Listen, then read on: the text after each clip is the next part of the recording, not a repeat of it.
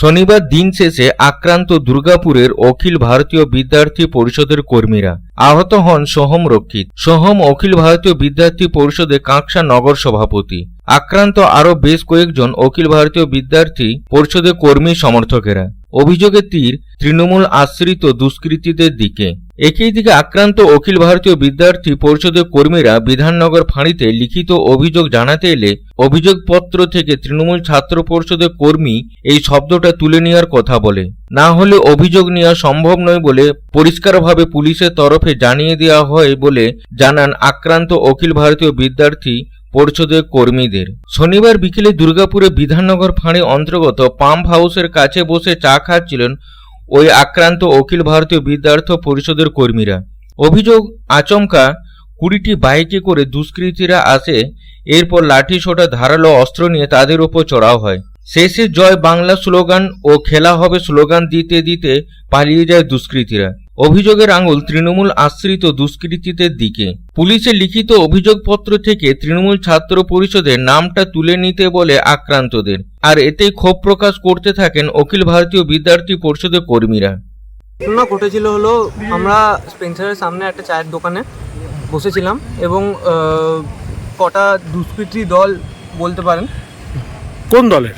কোন দলের আমি ওইটা আইডেন্টিফাই করতে পারিনি, কিন্তু ওরা যাওয়ার সময় জয় বাংলা স্লোগান দিয়ে গেছে এবং এসে পর কোনো কথাবার্তা না বলে ওদের কাছে লাঠি সোটা নাকেল বাঁশ মোটা বাঁশ তারপরে আপনার লোহার পাইপ সব কিছু ছিল। তো ওরা ওই সব দিয়ে আমাকে মারে। কেন হঠাৎ আমরা নিজেরাও জানি না সেই কারণটা। তো ওদের, তোমরা কি কোনো দল করো? আমরা এবিভিপি করি, অখিল ভারতীয় বিদ্যার্থী পরিষদ। আচ্ছা। তো আমি কাঁকসার জয়েন্ট সেক্রেটারি, কাঁকসা নগরের জয়েন্ট সেক্রেটারি। এবং ওরা খুব মারে এবং আমাদের এই দাদা এবং আরেকটা বন্ধু আছে যে ইনজিওর্ড হয়েছিল। তো আমি গেলাম এখন। কতজন ইনজিওর্ড হয়েছে তোমরা? আমরা 3 জন ইনজিওর্ড হয়েছি।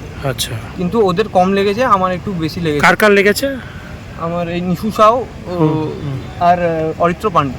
অভিযোগ অস্বীকার করেছেন জেলা তৃণমূল নেতৃত্ব।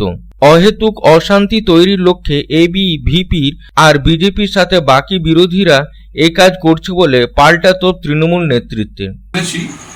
বিজেপি গোষ্ঠীদ্বন্দ্ব চরম আকার নিয়েছে, কারণ এখানে দিলীপবাবু প্রার্থী ছিলেন এবং যারা জেলার দায়িত্ব বা মণ্ডল সভাপতির দায়িত্ব তারা কোনো সহযোগিতা করেনি।